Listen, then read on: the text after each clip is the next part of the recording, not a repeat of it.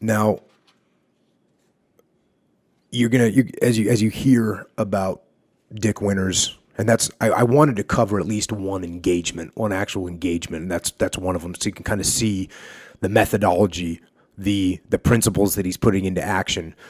But I want to concentrate not so much on the action now, but more on the leadership pieces of it. Although there still be, I still do talk about some of the combat situations that they get into because they were in a war. But I want to check in going back a little bit from where he came from, what his mindset, what developed it. And he says this: I had a wonderful mother, very conservative. She came from a Mennonite family, but never converted to that faith. Honesty and discipline were driven into my head from day one.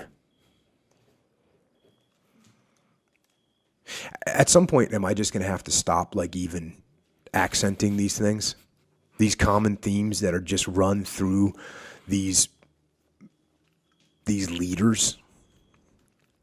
Not surprisingly, mother was undoubtedly one of the most influential people in my life.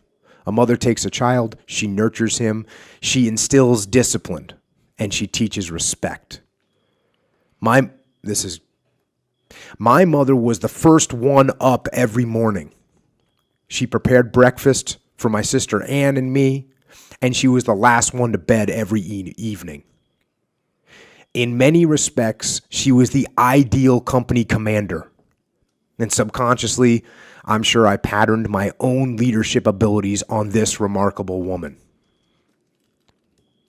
So it's interesting. All he talked about was that she was the first one to work and she was the last one to leave work, meaning she was the first one up in the morning and she was the last one to leave. And with that statement alone, he said that she's the ideal company commander. Now, for those of you that aren't in the military, a company commander is there's several companies in a battalion. There could be 3, maybe 4, maybe even 5, depending on the task organization. But it's 100, maybe 150 guys generally in a company. So he's saying that his mom would be a ideal company commander. Why? Because she wakes up early and has a lot of discipline. Newsflash.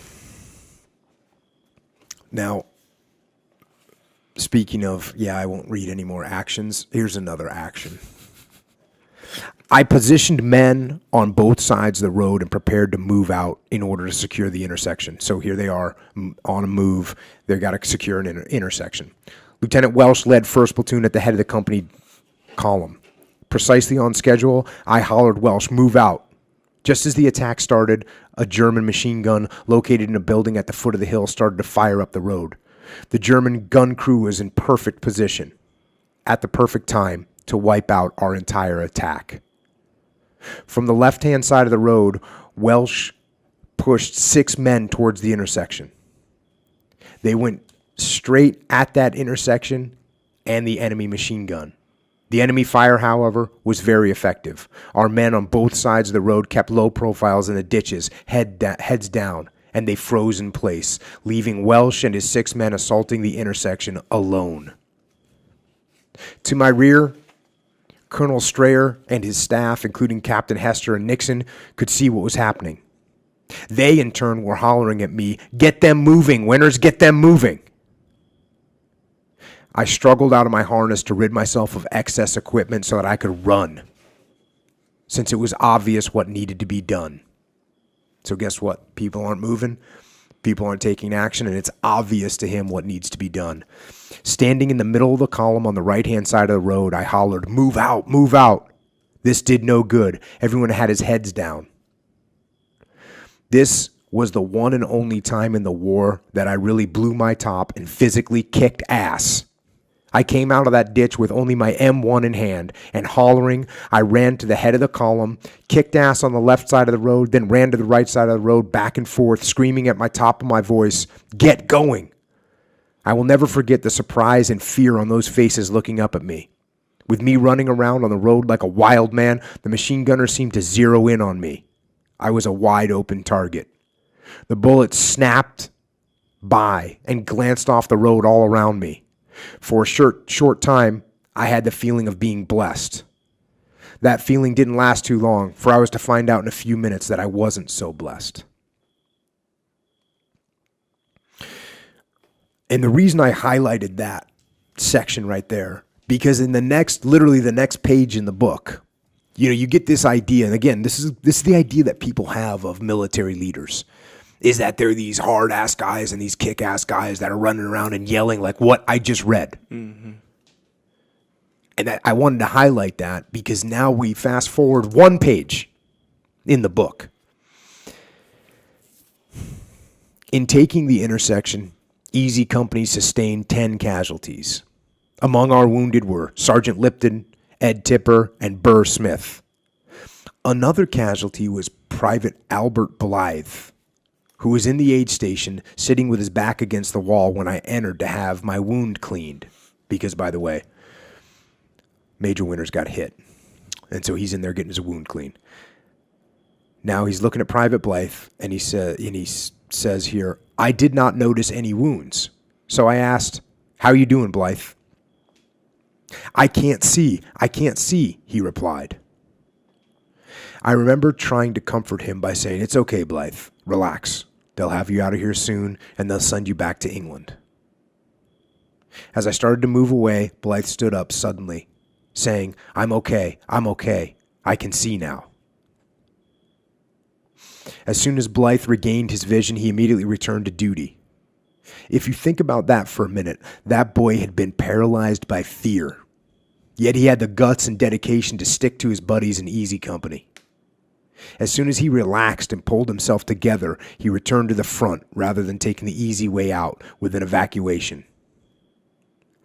Sometimes all a soldier needed was a calm voice reassuring him that everything was fine. In Blythe's case, he rejoined the company and was wounded in action during the upcoming fight.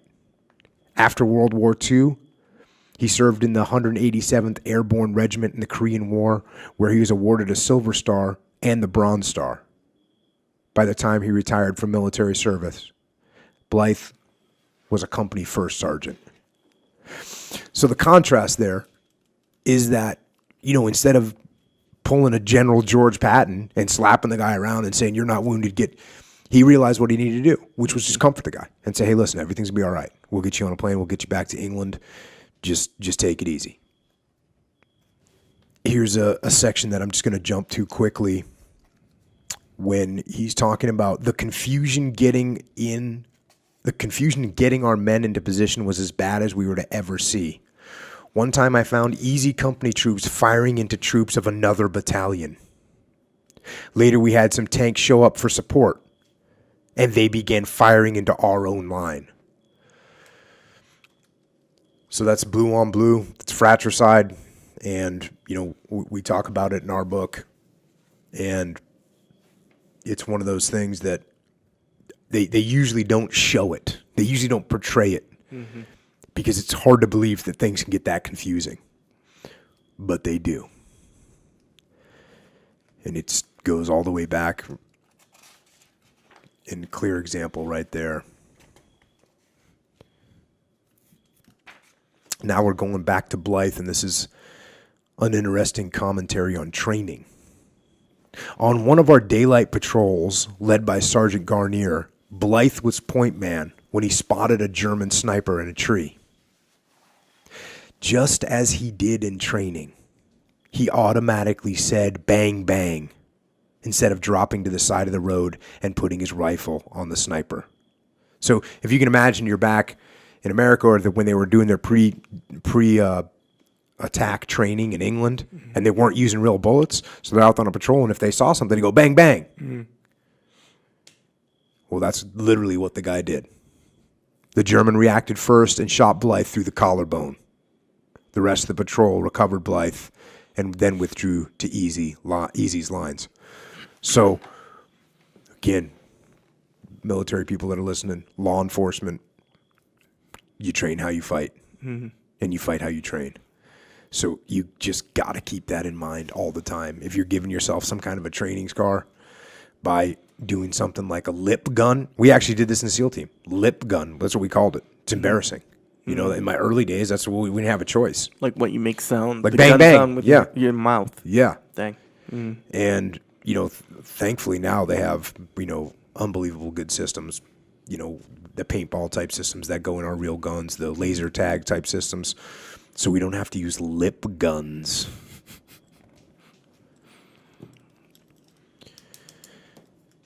Back to the book. Next sector. Success breeds confidence. And Easy Company success in Normandy instilled the confidence that they would need to succeed and live to fight another day. At the same time, I could not help but think that had I trained the men harder, if I had done a better job, maybe more of my men would have come home. That's something a leader is always going to be thinking. Always going to be thinking that. What could we have done better? What could I have done better? Now they get back to England. They're taking a break. They get pulled off the line, and he's back in Aldbourne. He's just talking about, he's sort of reflecting back on his initial push into Europe. And, you know, you got guys that are out drinking and doing whatever they're doing. And he says, as for myself, I relaxed the best I could. Combat had made me tense, particularly since my decisions now meant life or death to the members of my command. Commanding soldiers in combat requires a personal detachment from the men themselves. In a sense, command is the loneliest job in the world. Looking at myself in the mirror, I could see how much I had changed. I could sense it. Another thing that affected me was the importance of discipline. The necessity of instilling discipline in my troops and getting the job done in combat.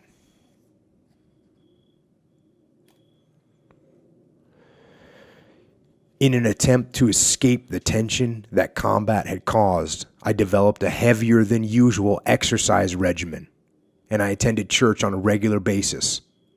There were only a few days that I didn't run 2 to 3 miles, do 80 push-ups, 60 sit-ups on a footlocker, and a couple of splits and some leg and trunk exercises after the day's work was over. As a result, I kept in pretty good shape. Not what I'd call wrestling shape, but good enough for army work. Physical activity kept me mentally alert, built my endurance, and kept me supple.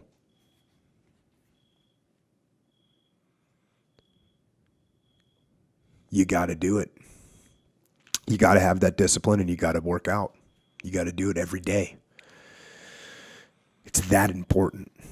Yeah, you see how he mentioned how it kept him mentally sharp? It absolutely does. So yeah, I said that before, where that's one of the few things that you can do that affects everything else. Everything. In life. Yeah. You are correct. I think people a lot of time in regards to exercise, people think, well, exercise, that's for a certain kind of person, you know, maybe a fitness person or something like that. It's for a dumb jock, right?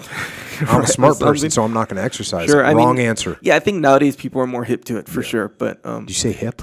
Hip, man. Yeah, down with the cause, the new stuff, you know? Yeah. But yeah, it is it's interesting how these leaders back then, they knew that. Yep. Even though at that time there'd been no scientific study. There's scientific studies now that prove it. He didn't know that. He just knew it. Yeah, he felt it. He lived it. He lived it. Yep. Now, they're in a position now. Again, I'm just fast forwarding. And even though I said I wasn't going to cover too much of the combat, I'm covering the combat because the combat is what puts these people in these leadership positions. Combat is the ultimate teacher, the harshest teacher, and it teaches you lessons that you do not forget. So they're around this village of Foy, which is a village that was held by the Germans, and they'd been waiting, and it'd been a while. And here's Winters talking about his troops. They were now completely exhausted. They had had no hot food, little sleep, no rest, constant tension, and the pressure of combat. The worst time was night, when temperatures plummeted and fog covered the battlefield until mid to late morning. The uncertainty of what lay just yards ahead in the next tree line was sufficient to break ordinary men.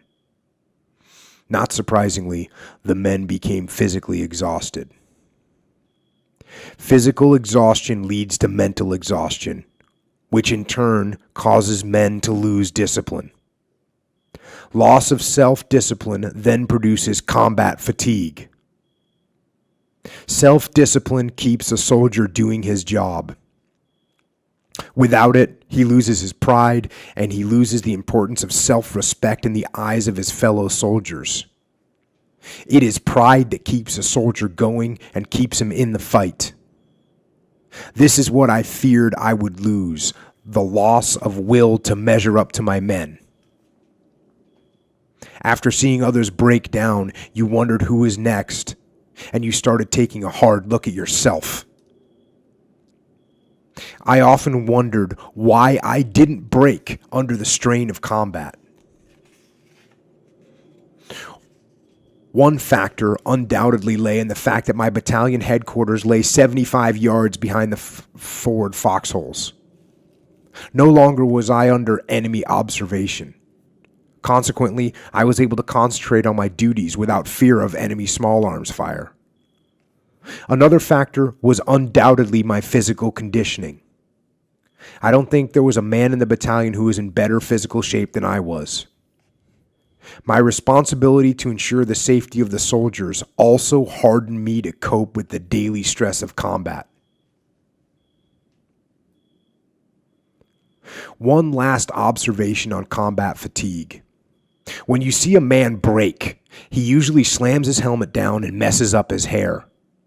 I don't know if it's conscious or unconscious, but a soldier goes to his head and massages his head, shakes it, and then he's gone. You can talk to him all you want, but he cannot hear you. When he reaches that point, the best thing for everybody is just to let him take a walk. Combat exhaustion occurs instantaneously. You don't plan to become a combat fatigue casualty. How do you prevent combat fatigue? You talk to your troops and make some excuse to pull a soldier off the front line. Of course, pulling a soldier off the front line increases the stress of those who remain, but is a necessary trade-off. I often asked a soldier whom I saw on the verge of a breakdown, how about coming back with me to the CP to help out for a couple of days? In this manner, you invent a reason for pulling a guy from the line without damaging his psyche. So, a bunch of stuff there on combat fatigue.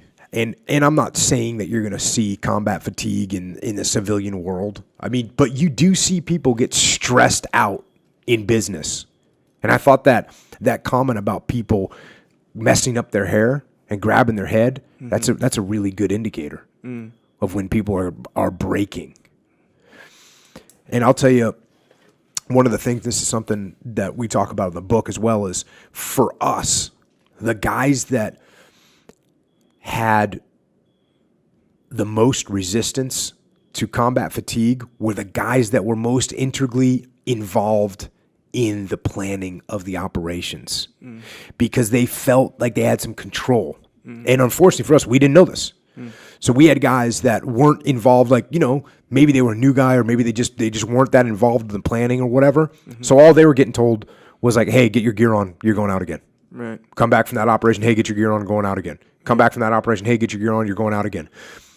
Those guys that didn't really get involved in the planning, it was harder for them because they didn't feel like they had any control and they didn't see the risk mitigation that was happening and they didn't understand the strategy well enough. Why? Because I didn't tell them. My fault. Right. You know, I should have been more engaged with them. I should have explained to them the impact that they were having. I should have explained to them the overall strategic picture. And I tried to do that, and I thought I did it, but I didn't do it well enough. And those are the guys that definitely were the most stressed out.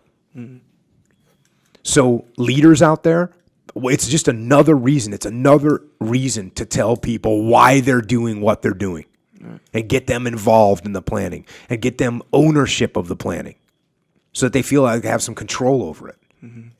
interesting how they mentioned how they dealt with that when they'd pull them off the line, right? But they wouldn't just be like straight dope. Hey, you're messing up. Get off the line. Nope. It was like they pulled them off the line in a way that wouldn't mess them up. You know. Hey, we need you to take care of the supply issue. Yeah. Can you go back there for me and get this figured out? Yeah, okay, I'll do it. Give them a break. Give them a rest.